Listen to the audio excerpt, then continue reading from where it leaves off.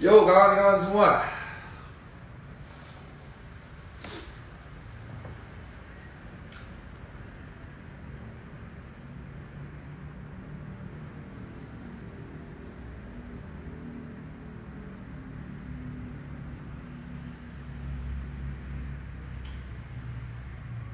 Yo kawan-kawan semua. Jadi mungkin buat teman-teman masih penasaran ya, kenapa kok saya nih baru yang nonton, saya nunggu semuanya aja deh sampai nonton semua deh, baru saya ngomong dah. Saya nggak pernah live lagi ya sebenarnya, itu jarang banget live karena memang ngurus kerjaan banyak di kantor. Jadi kali ini saya akan live untuk menjelaskan beberapa hal, tapi singkat. Jadi kenapa sih kok saya ini sampai getol atau agak keras ya dalam edukasi mengenai shortcut atau branding gimmick-gimmick untuk menipu gitu. Bukan menipu sih, kan menjual, ya menipu sih hitungannya, menjual mimpi palsu sehingga banyak anak muda itu akhirnya bermalas-malasan. Jadi pada dasarnya saya tuh seorang pengajar mas, mbak ya. Saya tuh seorang pengajar, maka saya dapat penghargaan sebanyak ini di Jogja, di Jakarta, itu plakat dan sertifikat tuh banyak. Karena saya sejatinya seorang pengajar. Saya ini, bapak ibu saya adalah seorang bankir, bapak saya adalah seorang ahli keuangan. Jadi bapak saya itu selalu mengajarkan kalau mau memutuskan sesuatu, selalu memilih manajemen resiko yang minimal. Saya agak keras ya karena jauh kameranya. Ya, dan ibu saya juga seorang bankir. Jadi saya dari kecil tuh sudah mendapatkan privilege, saya mengakui ya. Saya mengakui saya punya privilege dalam bentuk ilmu mengenai keuangan. Jadi dari kecil saya tuh sudah dididik ya, ikut bapak ibu saya itu kerja di bank. Karena nggak ada yang jaga di rumah ya, akhirnya saya pulang sekolah naik sepeda di Kanisius SD kelas 4 itu udah di bank, udah tahu apa itu NPL, KAR gitu kan, bacaannya info bank, udah tahu apa itu likuidasi, udah tahu. Dan saya pernah menghadapi tragedi 98 di mana terjadi kerusuhan di Solo karena krisis ekonomi, Mas Ba. Itu yang mengakibatkan ketika saya jadi pengusaha, saya jadi pengajar. Ya, saya tuh jadi pengajar sejak 2014 dan di materi kuliah saya, walaupun saya sebagai dosen tamu dan dosen terbuka di kuliah, mungkin beberapa kuliah dalam waktu setahun di univ tersebut, itu tetap saya selalu mengajarkan 3 hal. Yang pertama tentang manajemen keuangan, kedua tentang gimana kita membuat bisnis paling enggak sistemnya itu jalan secara singkat, terus yang ketiga bahwa kita harus menghormati proses. Nah saya tuh terganggu dengan sales, saya nyebutnya sales ya, gak ada bedanya mereka tuh sebenarnya sama sales, tapi bedanya mewah, yang menjual kemewahan sehingga mereka ini tuh dapat memperdaya masyarakat yang pengen kaya. Ya, jadi semua orang itu pengen kaya dan target market mereka sales ini, sales binary option ini, itu selalu orang-orang yang pengen kaya dan capek sama hidupnya. Saya pun gitu. Jadi kayak capek sama hidupnya, kayak gaji cuma segitu-segitu doang, dicekoki Instagram yang isinya pamer kemewahan. Jadi akhirnya itu masuk psikologis. Kayak lihat Instagram, bawaannya itu insecure. Bawaannya itu pengen beli mobil, pengen traveling. Lama-lama dia berpikir, ini orang traveling terus, pakai beli mobil terus, kok gak habis-habis duitnya. Akhirnya orang-orang ini itu pengen, kayak apa sih caranya? Oh, shortcut. Dan akhirnya masuk ke sebuah hal yang dinamakan binary option, yang cuma nebak, itu menjadi kepercayaan mereka untuk shortcut meraih mimpi. Gitu. Awalnya saya itu sudah edukasi dari bertahun-tahun lalu bahwa nggak ada yang namanya instan untuk mau kaya raya. Semua orang itu punya privilege-nya masing-masing. Tapi memang harus kita sadari, orang yang lahir dalam keadaan kurang mampu itu memang sulit dan mulainya lebih susah daripada orang yang kaya. Karena orang yang kaya itu di lingkungan privilege ya, untuk mendapatkan pendidikan aja itu gampang. Ya. Belum mereka bisa pinjam modal ke orang tua tanpa harus membayar bunga. Jadi orang-orang yang nggak mampu ini terperdaya, gitu loh. Orang yang nggak mampu atau orang mediocre kayak saya, itu kalau mau memulai sesuatu, kita tuh startnya aja udah kalah sama orang kaya. Sehingga kita pasti prosesnya lebih lama. Itu inti dari sebuah hal yang dinamakan proses. Ya, nah anak muda itu sekarang dalam tahap insecure. Saingannya tambah banyak, ditambah pandemi, lapangan pekerjaan tambah susah, ya, SDM juga tambah banyak, dan akhirnya untuk menjadi yang namanya settle itu susah. Bayangin Anda lahir dalam keadaan keluarga yang memang biasa-biasa aja, buka media sosial sudah insecure, melihat medsos isinya mewah, mewah. Akhirnya orang akan berpikir gimana kita mencari kemewahan ini. Orang tuh udah gak mau menghormati proses 1, 2, 3 tahun. Maunya besok harus ada uang banyak. Itu alasan judi selalu menjadi hal instan untuk menjadi kaya raya. Mau judi bola, mau main shot, mau poker, sampai akhirnya binary option. Gara-gara istilah sales ini yang kaya raya, orang akhirnya menganggap binary option sebagai trading. Itu yang saya terganggu. Bapak saya tuh di bankir. Jadi kalau saya itu diskusi trading atau investasi, ya saya tinggal nelfon bapak saya. Saya sekali lagi, saya punya privilege di bapak ibu saya, yang mereka itu orang-orang yang paham di keuangan. Trading itu artinya berdagang. Ada yang didagangkan. Namanya aja trade. Trade itu dagang. Trading berarti berdagang. Artinya kamu tuh berdagang. Investasi, investment itu naruh duit. Yang membedakan trading dan investasi adalah jangka waktu, durasi.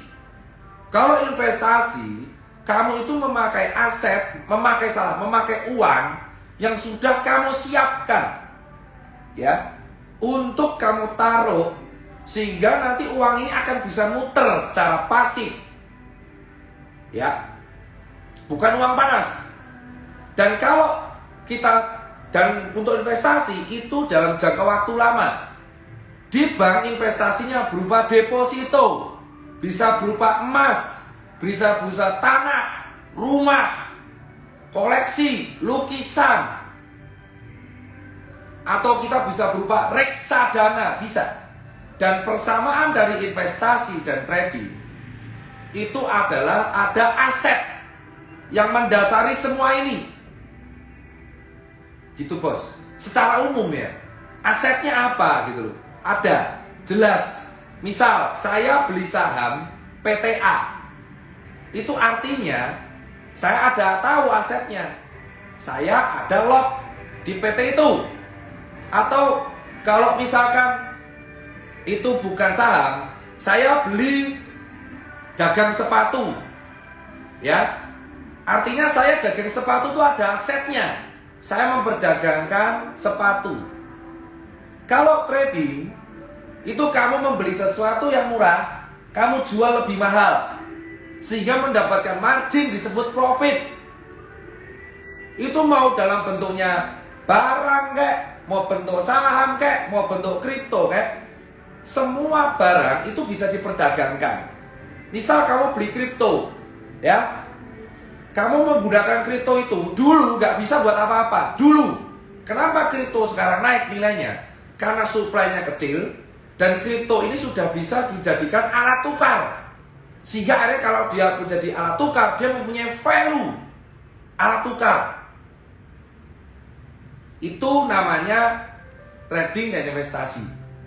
Itu bisa diajarkan lebih lanjut sama orang-orang tokoh ternama di Indonesia.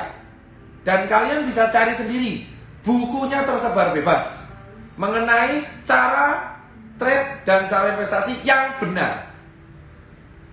Nah, seorang guru yang benar di bidangnya itu akan mengajarkan muridnya yang benar, bukan mengajarkan yang salah ke jurang. Berbeda. Misal, saya pengen belajar apa itu trading. Let's say Dokter Tirta pengen belajar. Saya akan memilih guru yang mengajarkan saya resiko yang paling minimal. Karena guru selalu mengajarkan yang baik, resiko yang minimal, sehingga muridnya tidak terjun ke jurang, sehingga muridnya bisa mengambil poin yang benar. Ya, itu poinnya. Guru yang benar akan mengajarkan yang benar. Nah, saya terganggu dengan statement salah satu influencer. Kemarin ketika Instagram dia hilang, pasti tahu ya, dia itu ditanya dan dia menjawab, saya edukasi mengenai trading, dan orang yang trading harus tahu resikonya dan siap loss. Nah, ini salahnya. Seorang guru selalu mengajarkan cara memilih aset yang benar dan cara memilih tindakan yang benar dengan resiko yang minimal. Itu dinamakan risk management atau manajemen resiko. Semua tindakan harus dipikirkan matematik resikonya. Let's say, saya mau buka toko sus Camp di Mall A. Maka saya harus pikirkan sewa rukonya, listriknya, maintenance-nya, gaji pegawainya, reinvestment interiornya berapa. Sehingga resiko-resiko yang terjadi saya pikirkan kalau toko tersebut gak ada income, maka berapa kemungkinan rugi yang saya dapat. Itu namanya resiko.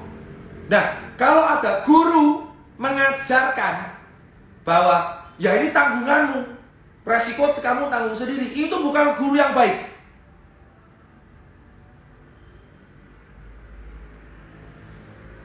Tapi dia hobi sedekah. Sedekah dan ilmu itu memang sama-sama baik.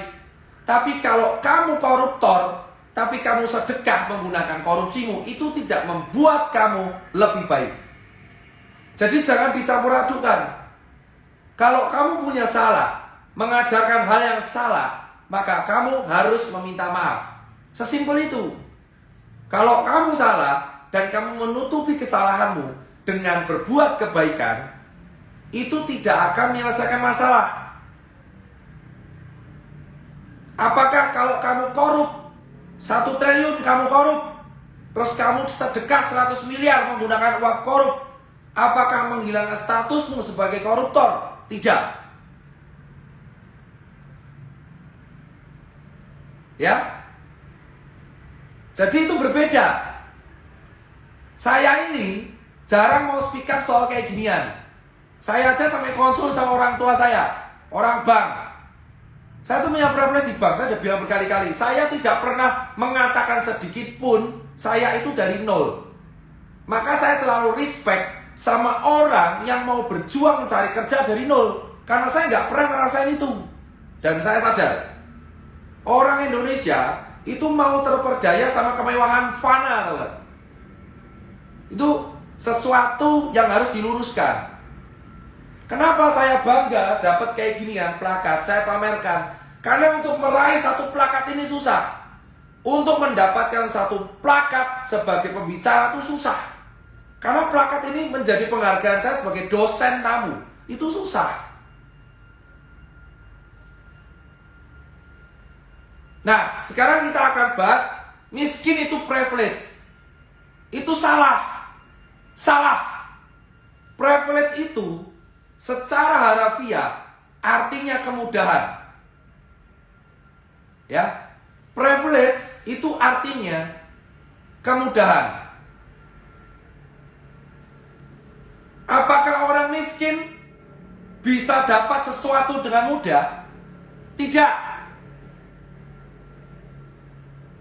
Ya.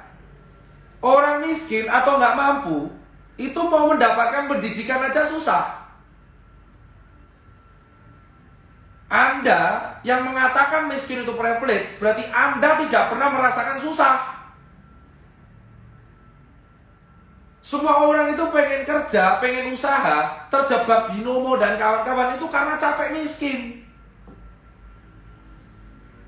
Sekali lagi saya bilang, orang miskin, orang kurang mampu itu serba susah.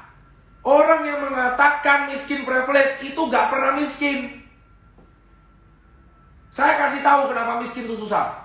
Satu, untuk mendapatkan pendidikan yang proper, mereka udah kalah. Gimana kamu mengatakan miskin itu privilege? Itu salah kaprah dan kamu jual dalam bentuk buku. Itu yang mengakibatkan saya tuh sampai, wah, ini orang, saya kenal dia, tapi kayak nih, keterlaluan. DM doang gak cukup, karena dia sudah mempublikasikan ini dalam bentuk buku. Gitu.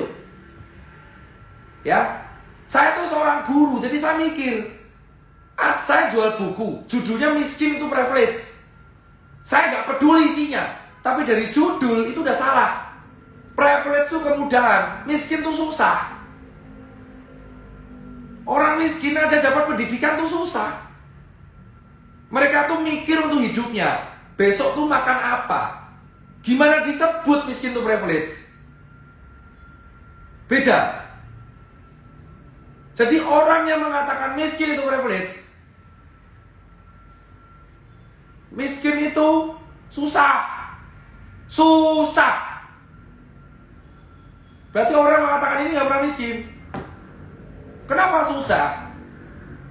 Contoh, saya aja self-center nih, maaf nih self-center. Saya yang punya privilege, ketika bangkrut aja susah. Mau beli kopi Starbucks aja gak bisa. Tapi orang miskin itu mental, mentalitas, niat, berbeda sama privilege. Niat, desire, itu beda sama privilege. Lah kamu katanya guru trading, masa kamu gak bisa bedakan privilege sama niat? Dan kamu menjual buku yang itu bisa rentan membuat misinterpretasi di seluruh Indonesia mengenai topik yang kamu jual.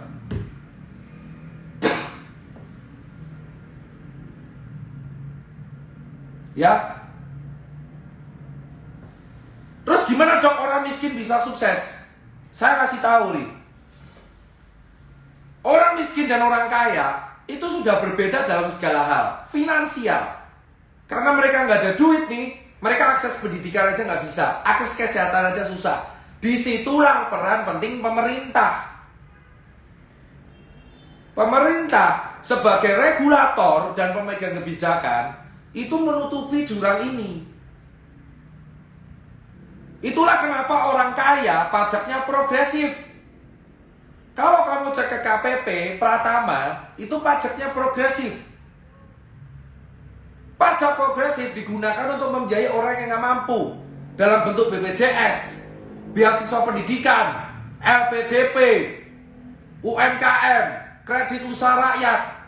Saya tanya ke kamu yang jadi guru yang mengatakan binari itu benar, apakah kamu tahu KUR itu bunganya berapa? Apa kamu tahu keuangan yang sehat itu gimana? Ya? Untuk menutupi jurang miskin dan kaya, saking susahnya ini, pemerintah aja turun tangan. Kalau miskin itu benar privilege, ngapain pemerintah turun tangan? Orang yang buat judul ini plek-jiplek gak tahu berarti. Teori simpel kehidupan aja gak ngerti. Dan ini gak hanya di Indonesia. Di Inggris, pajaknya aja gede. Tahu? Cristiano Ronaldo dan Messi di Spanyol itu pajak penghasilannya 50%. Ya, tapi kesehatannya itu murah. Kamu berobat di Eropa itu murah karena sudah ditutupi oleh pajak-pajak dari orang yang kaya. Kenapa di Eropa jarang yang pakai mobil? Karena pajak mobilnya itu mahal, sehingga dipaksa memakai transportasi umum. Jadi jurang antara kaya dan miskin itu ditutupi oleh pemerintah sana. Kalau memang miskin itu privilege, kenapa harus dibantu pemerintah? Karena susah. Jadi susah tuh nggak enak. Tapi orang susah mental, itu mental. Beda. Kalau Anda bilang orang nggak mampu memiliki mental yang lebih kuat, saya setuju. Mental yang memang lebih kuat. Karena dia sudah terbiasa struggle setiap hari. Itu bukan privilege, itu mental. Mental. Niat, keinginan untuk hidup. Itu namanya survival. Itu beda, saudara. Anda itu kalau masih muda, belajarlah sampai ke Roma, belajarlah sampai ke Cina sebelum Anda tuh ngomong.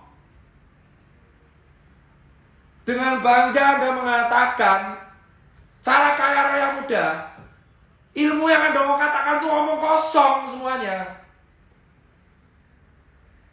Dan banyak yang percaya. Itu alasan saya ngomong. Karena kasihan anak muda yang susah-susah bekerja siang dan malam, akhirnya terganggu insecure gara-gara Anda. Anda tuh nggak tahu rasanya susah tuh kayak apa. Jadi jangan sok-sokan menjadi orang susah. Kalau Anda belum pernah miskin, jangan sok-sokan jadi orang miskin. Susah. Paham? Itu kenapa saya ngomong. Kenapa pandemi nggak selesai? Karena kesehatan kita nggak rata vaskesnya. Sehingga orang-orang tidak mendapatkan akses kesehatan yang sama. Kalau kaya raya enak, dapat booster luar negeri. Itu alasan negara maju gampang ngadepi COVID. Itu. Dan gara-gara edukasi yang salah, istilah trading itu jadi bias. Apa-apa dibilang trading ya. Padahal orang ini aja nggak tahu definisi trading itu apa.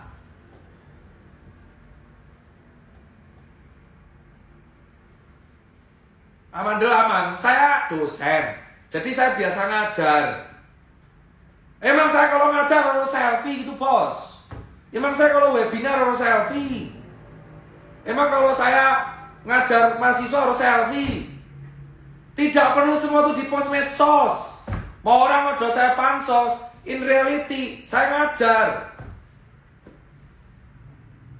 Sebagai seorang mengajar tuh melihat edukasi kayak gini tuh salah. Dan didukung.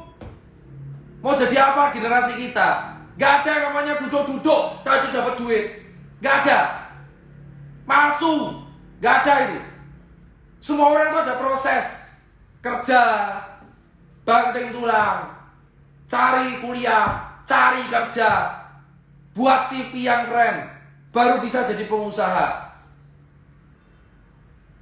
Dan ingat, pengusaha sukses itu juga punya faktor luck, keberuntungan yang jarang dibahas. Dokter Tirta bisa kayak gini karena beruntung. Karena saat itu buat jasa cuci sepatu gak ada saingan. That's the meaning of luck yang gak pernah dibahas di seminar. Luck.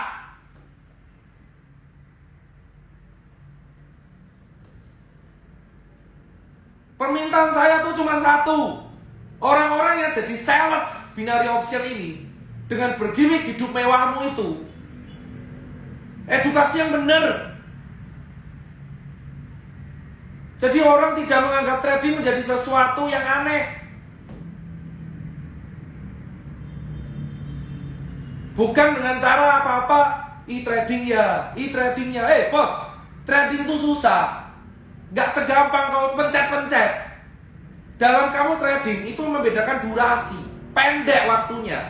Itu pun gak sejam 2 jam, bulanan. Dan kamu harus perhatikan pergerakan keuangan, pergerakan politik negara tersebut, pergerakan kebijakan publik. Karena trading itu sensitif. Gara-gara isu publik, PPKM misal, isu politik, itu grafik bisa turun dan akan mengurangi atau value dari aset tersebut.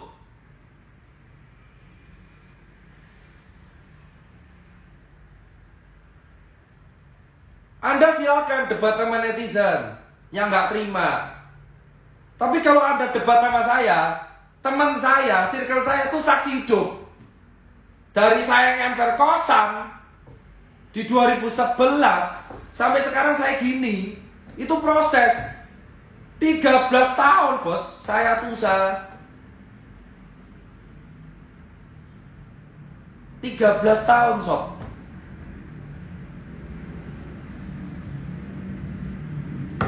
13 years old. Salah, 13 years. 13 years old usia orang dong. Ya. Jadi ajarkan yang benar. Jadilah guru yang baik. Mengajarkan resiko yang benar. Mengajarkan keuangan yang benar. Sekarang apa nggak kasihan anak-anak yang lahir di Gen Z, kelahiran 2000. Kalau kelahiran 2000 sekarang umur 20 tahun. Bangun-bangun disuguhi barang mewah. Bangun-bangun disuguhi moge, rumah mewah, hambur-hamburan uang. Padahal mereka baru kuliah. Apa nggak insecure? Setelah itu dicekoki, mau kaya dalam waktu cepat, joinlah dengan saya. Apa bedanya dengan Kinet? Orang umum.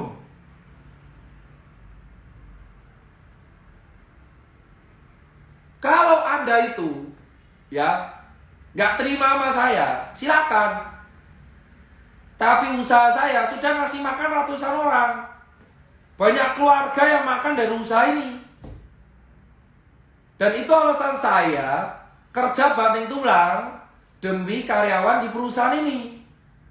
Dan sekarang netizen itu dengan gampang menilai. Pengen shortcut. Itu nggak pernah saya temui ketika dulu di Kaskus. Ini mengingatkan saya kayak Kinet. Orang umum. Berkat dia, saya mendapatkan Mustang. Orang umum. Apa bedanya sales-sales ini dengan sales Kinet? Apa bedanya? Digimik dengan keren. Orang umum. Hah? Orang umum. Keren sekali. Saya dulu adalah pengangguran. Berkat Kinet, saya memiliki rumah, motor. Apa bedanya sama sales-sales ini? Hah? Apa bedanya? Bedanya anak muda. Bedanya pamer kemewahannya di Instagram. Orang kaya tuh gak akan begitu bos. Karena orang kaya ingin menginginkan sekitarnya kaya. Karena orang kaya ingin ekosistemnya menjadi baik. Kalau ingin mengajarkan ekosistem baik, maka mereka akan mengajarkan yang benar sebenar-benarnya. Anda cek Hartono Brother, Dato Tahir, Khairul Tanjung, Pantoni Salim. Berapa banyak ilmu yang di-share sama mereka mengenai manajemen keuangan, mengenai keuangan. Berapa? Orang kaya ketika sudah kaya akan sibuk untuk membagi ilmu agar sekitarnya menjadi kaya.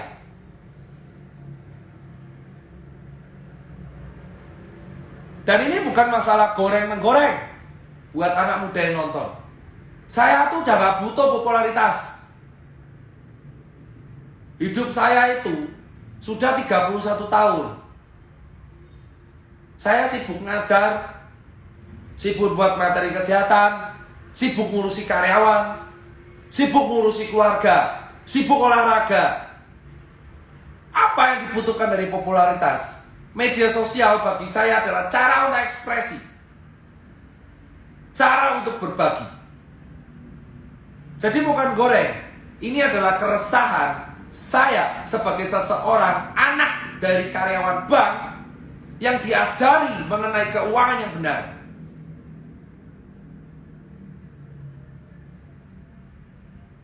Jadi bilang ke orang-orang yang bergerak sebagai sales, saya bukan afiliator. Afiliator nama keren.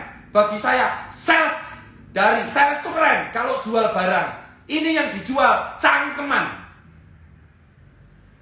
Hook, fake hook. Bukan fake taksi, tapi fake hook. Sales masih keren kalau dia jual barang kayak gini. Ini saya beli Nokia ya, bukan endorse, beli beneran. Nih, saya beli Nokia karena seneng. Ini yang dijual hook. Palsu lah.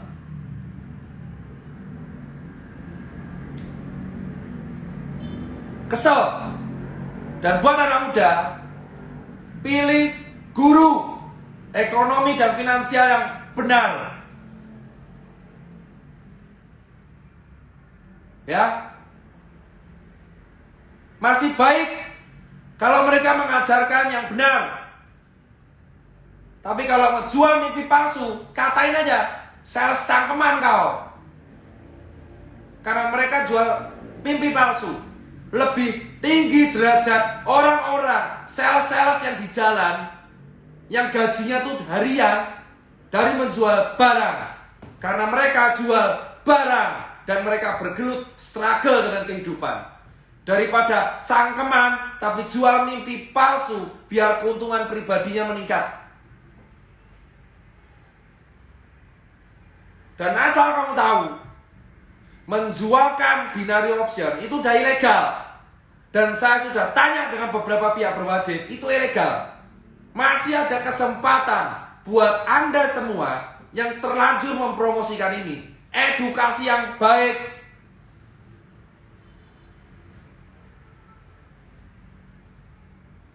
Saya 13 tahun baru bisa punya kantor segede ini.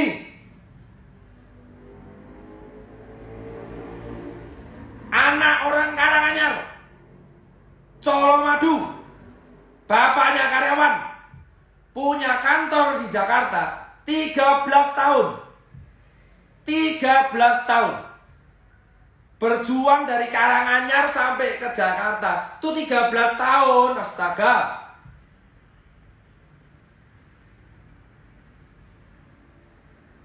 Kalau saya punya privilege, bapak saya dosen, bapak saya karyawan bank, guru keuangan, butuh 13 tahun. Apalagi yang nggak punya privilege, bisa 20 tahun.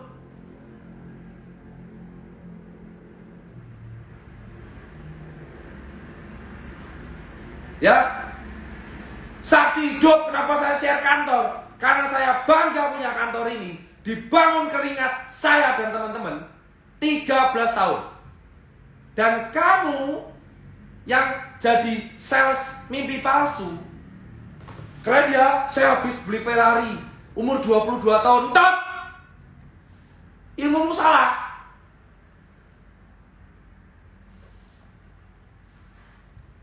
Kamu itu kalau ketemu bapak saya, guru keuangan, diserempet kamu itu. Saya tanya ke mereka-mereka ini, tahu nggak manajemen resiko itu apa? Masa kalah sama dokter yang belajar ekonomi otodidak dari bapaknya? Katanya sarjana trading. Tahu dong manajemen resiko apa? Tahu dong manajemen aset itu apa? Tahu dong neraca keuangan itu apa?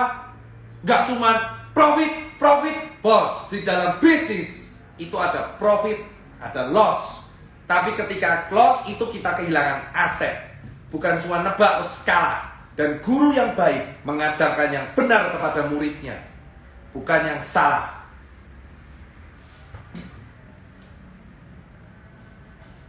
Dan buat anak muda, percaya sama proses.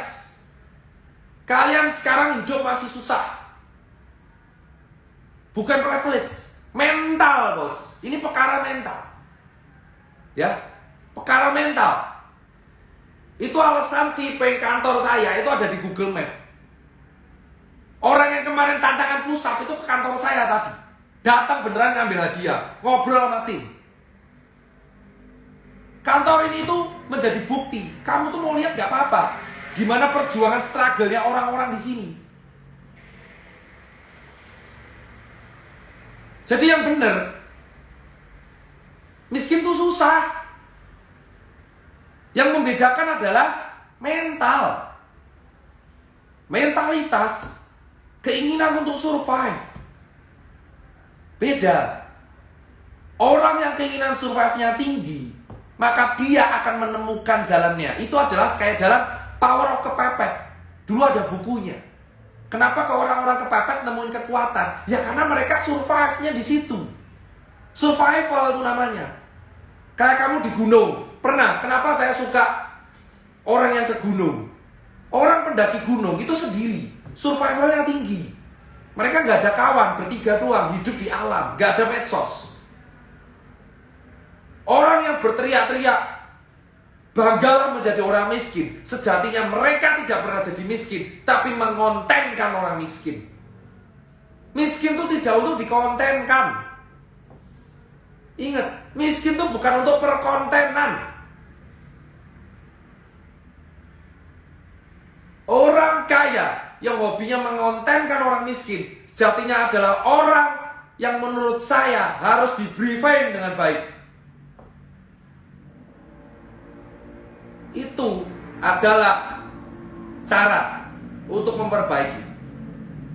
Ada dua langkah menjadi kaya. Eat rich or eat the poor. Orang-orang yang eat rich itu karyawan. Dia dapat gaji dulu dari sang kaya, lalu membuat usaha sendiri, tapi bertahap. Eat the poor itu adalah cara-cara orang kaya menipu orang miskin, mengadali orang miskin, mengontenkan orang miskin demi kekayaan pribadinya. Miskin itu bukan untuk dikontenkan, bukan untuk dimanfaatkan. Mereka itu harus diperbaiki ekosistemnya.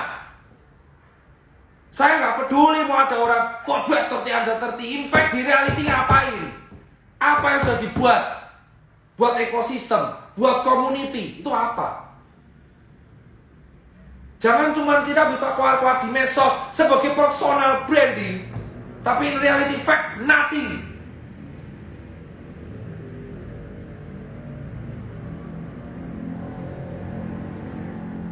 Ingat ya, sekali lagi, itulah kenapa pemerintah selalu membantu dimanapun negara ini ada, dimanapun negara di dunia ini, selalu membantu orang miskin, bukan mengontenkan, apalagi dijadiin judul buku.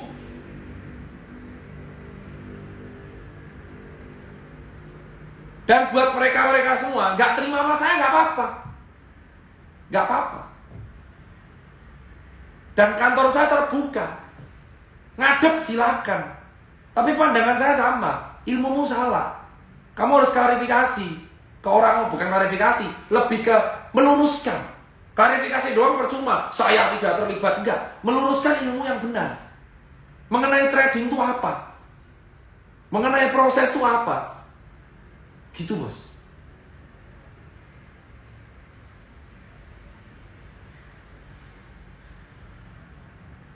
Ya, saya tuh nggak pernah ngomong kayak gini, jengkel soalnya.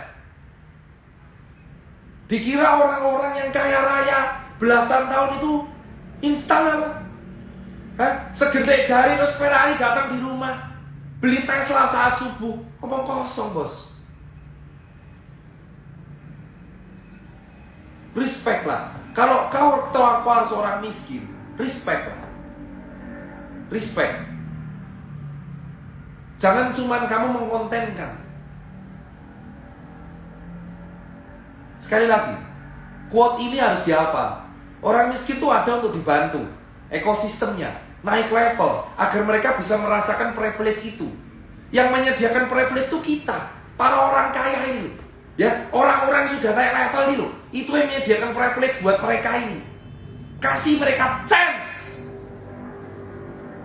Orang yang sudah merasa kaya harus memberikan chance kepada orang miskin supaya hidup itu seimbang. Itulah definisi namanya tenggang rasa, empati. Tugasnya orang-orang yang sudah kaya adalah ngasih chance kepada orang-orang yang nggak mampu, sehingga mereka ini merasakan apa itu privilege. Itulah cara membuat hidup ekosistem 360 menjadi bagus. Sekarang saya tanya, apakah caramu itu bisa mengangkat ekosistem? Enggak. Palsu cangkemanmu tuh. Chance. Itulah kenapa selalu keluar-keluar orang miskin butuh lapangan pekerjaan. Karena chance. Dari start aja udah kalah. Dan orang yang sudah merasa naik level, merasa dia, gua kaya, kasih chance. Ke mereka ini kasih chance. Jadi yang menyediakan privilege itu sejatinya kita yang sudah merasa kaya. Yang sudah merasa kaya itu menyediakan chance buat orang yang gak mampu. Itulah definisi orang kaya sesungguhnya bagi saya. Dan itu saya belajar dari guru-guru saya yang lebih kaya dari saya. Yang mereka tuh gak punya medsos tapi kaya banget. Tapi mereka nyediain chance buat sekitarnya, buat warganya, buat keluarganya, buat tetangganya. Jadi sekali lagi, miskin itu bukan privilege. Luruskan hal ini. Jangan cuma menjual kemiskinan demi kekayaan pribadimu semata. Memberi kesempatan itu bukan dengan cara kamu hambur-hamburkan uang. Memberikan kesempatan itu bukan dengan cara kamu ngasih uang, kamu pamer. Mereka tuh bukan pengemis. Mereka butuh chance, bukan pengemis. Banyak orang kaya di dunia ini, tapi sedikit orang kaya yang punya nurani. Paham? Banyak orang kaya di dunia ini, tapi orang kaya yang punya nurani itu dikit. Yang mereka paham gimana caranya, saya tambah kaya, Lambo saya tambah banyak, Ferrari saya tambah banyak, pesawat saya tambah banyak.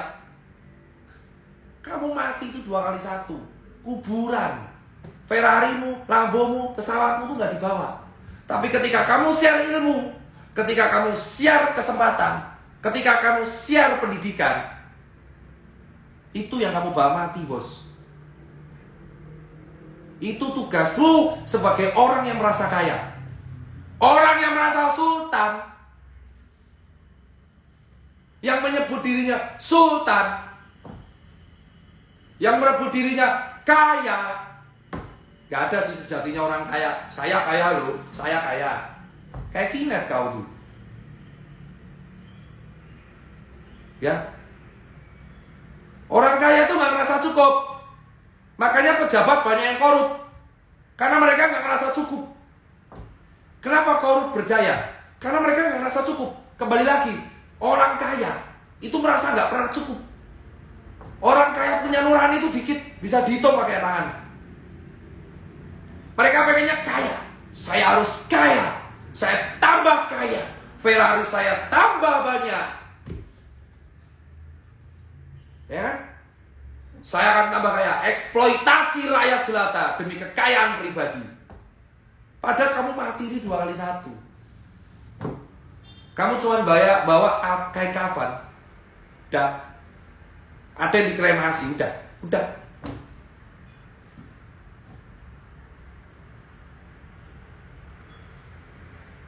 Jadi apa yang saya raih ini semua ini semua sementara. Maka saya berhutang budi sama community, maka saya share ini. Saya tuh berhutang budi loh sama dunia ini, bos. Kenapa? Karena dunia ini terlalu baik sama saya. Saya cuma 13 tahun meraih ini. Saya 13 tahun dapat ini. Maka saya merasa bertanggung jawab kalau ada ilmu yang salah di publik.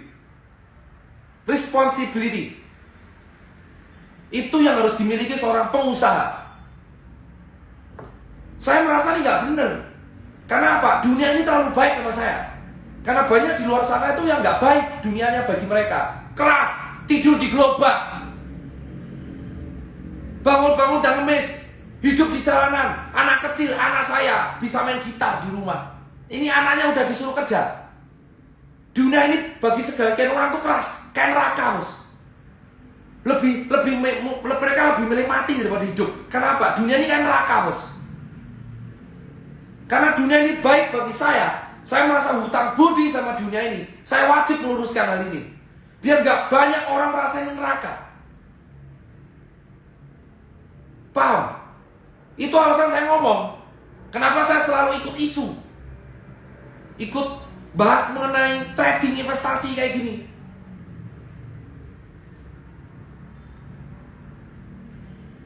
Ya. Karena bagi segelintir orang, dunia ini lebih mirip neraka, Bos.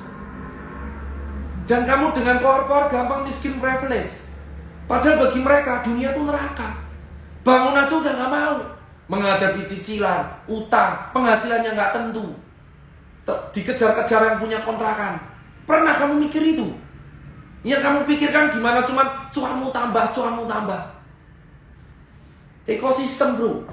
Ya, kau tuh bisa kaya karena dunia tuh baik buatmu.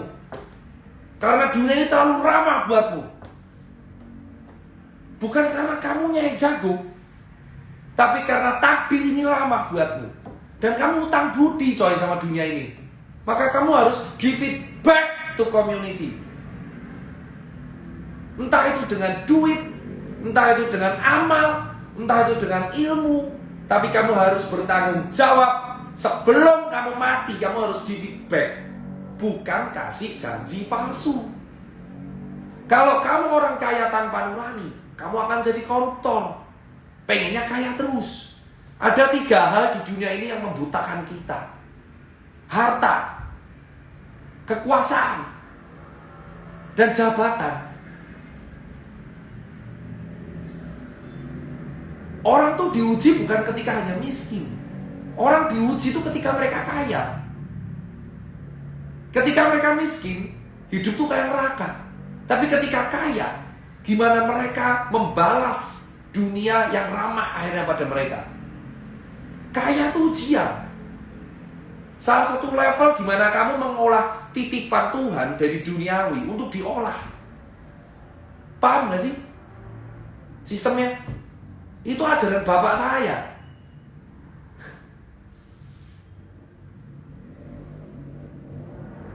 Paham ya? Jadi saya tuh pengen teman-teman anak muda tuh yang hati ini gak usah insecure. Gak usah insecure di Instagram. Ya, itu cuman branding medsos biar mereka kelihatan kaya. Seeking for attention, seeking for appreciation, mendapat pengakuan dari masyarakat bahwa dia kaya. Santai, relax. Jika kamu punya motor Beat, nikmati.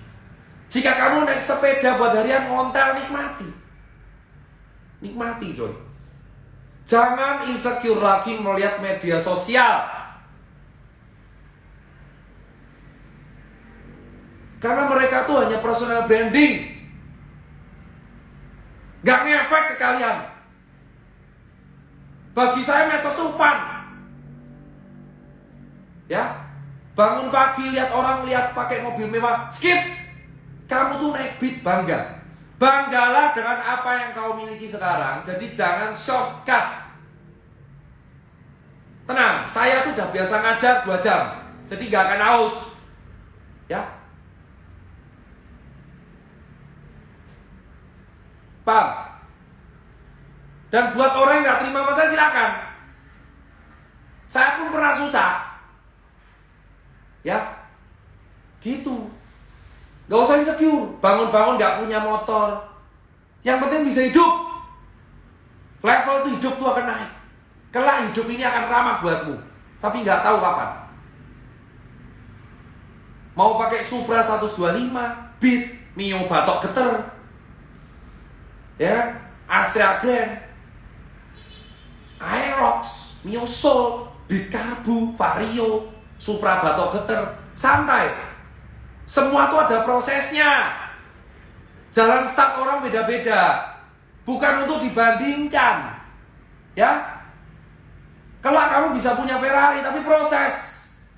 5 tahun, 10 tahun, 15 tahun, 12 tahun, 20 tahun, proses. Nikmati hidupmu sekarang, bos. Karena ingat, ujian orang tuh ketika bukan mereka nggak ada duit. Ujian orang tuh ketika mereka punya duit. Gimana mereka bisa ngemong ekosistemnya dengan baik.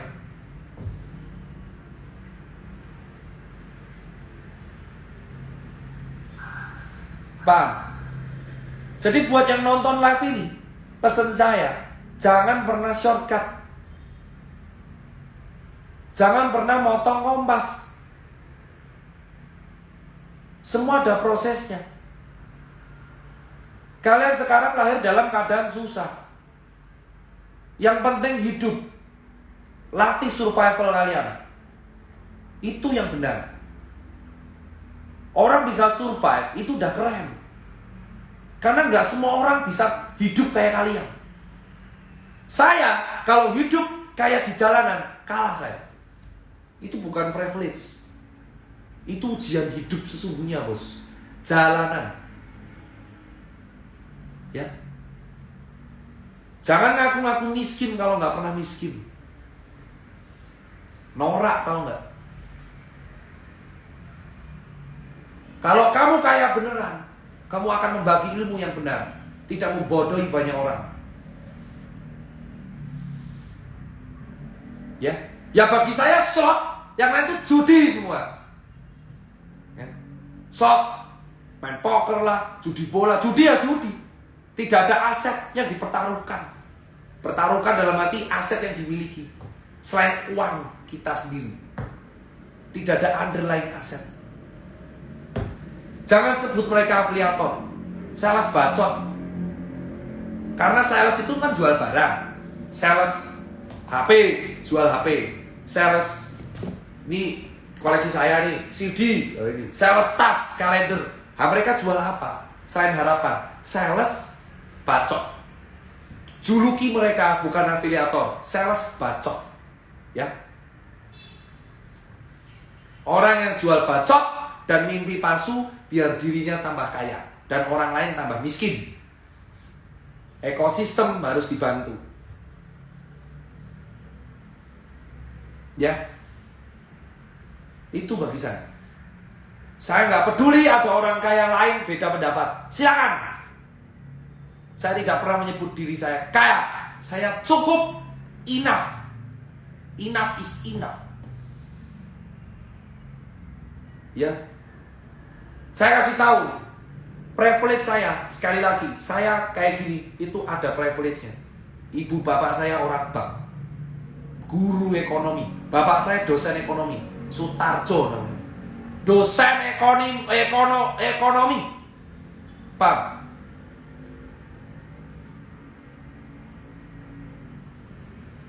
Paham ya? Jadi saya akan mengajari yang benar itu kayak apa. Itu ajaran bapak saya. Ketika kamu sudah di atas, kamu harus memberikan ilmu yang benar kepada yang di bawah. Sehingga yang di bawah kelak di atas. Itu regenerasi. Posisimu gak akan pernah abadi, Itu udah takdir. Tapi setlist kamu ngasih legasi di dunia ini. Warisan yang berharga. Ilmu, biar orang tuh tambah kaya. Gak hanya kamu doang yang kaya, tapi sekitarmu yang kaya. Sekitarmu yang sukses. Itu yang benar. Itu alasan saya jadi guru, bos.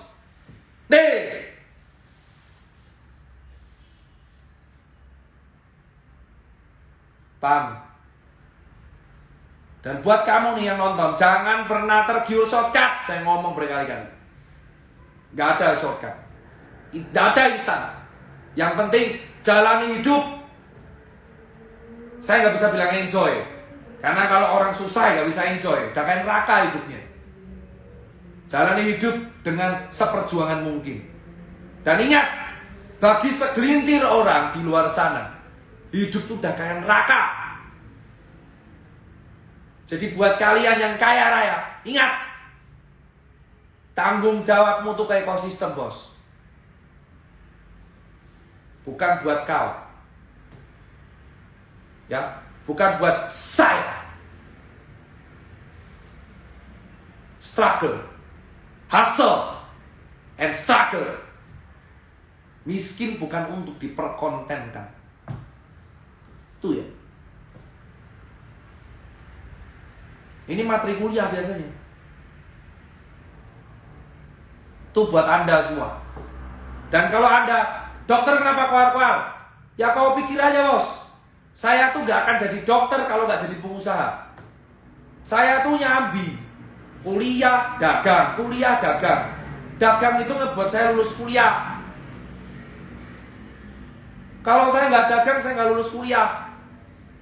Saya itu dulu pas SD beli Tamagotchi aja nggak sanggup. Sepatu saya Nike itu KW. Saya tuh nyoba Starbucks aja usia tahun 2012. Saya tuh nyoba Starbucks 2012 bos. Gak pernah saya tuh kopi-kopi mahal. Taunya Starling. Saya tuh dulu makan aja mikir. Sampai sekarang ada kayak gini. Maka itu tanggung jawab saya buat kalian tuh. Hope tuh ada, tapi proses. Gak 1-2 tahun, belasan tahun. Sabar. Sabar bos. Life is about sabar, patience. Ya.